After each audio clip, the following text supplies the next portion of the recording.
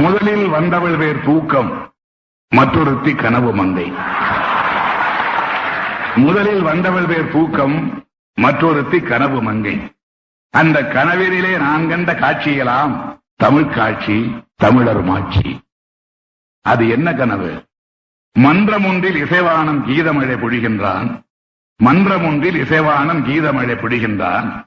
மக்களெல்லாம் மது குடித்த வண்டு போல் மயங்குகின்றார். மங்களமா இசை நிகழ்ச்சி முடியும் போது மக்கள் சிலர் ஆர்வமுடன் மேலும் 10 பாட்டு பாடு என்றார். மலைத்துவிட்ட இசைவானம் கனைத்துக் கொண்டு பாடுகின்றேன், மேற்கொண்டு என்ன தொகை தருவீர் என்றான். வெடுக்கென ஒரு புலவன் எழுந்து நின்று விடையிறுத்தான், 8 தொகை தருவதாக.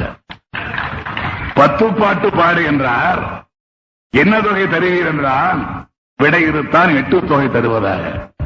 இசைவானன் புரிந்து கொண்டு இதென்ன நியாயம், என் 10 பாட்டுக்கு 8 தொகையா, அது எனக்கு குறுந்தொகை என்று சொன்னான். இதென்ன நியாயம், என் 10 பாட்டுக்கு 8 தொகையா, அது எனக்கு குறுந்தொகை என்று சொன்னான். ஓஹோ, 500 100 வேண்டுமோ என கடிந்தார் புலவர். ஓஹோ, 500 100 வேண்டுமோ என கடிந்தார் புலவர். 100 வேண்டேன், அதனை தீண்டேன் தீண்டேன். 400 தருவீரோ புலவரே, அதுவும் அகத்தில் 400 புறத்தில் 400 என்று வளைத்தனன் இசையில் வல்லவன்.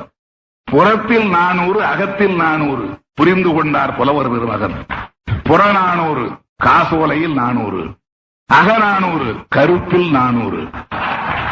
புற 400 காசோலையில் 400, அக 400 கருப்பில் 400.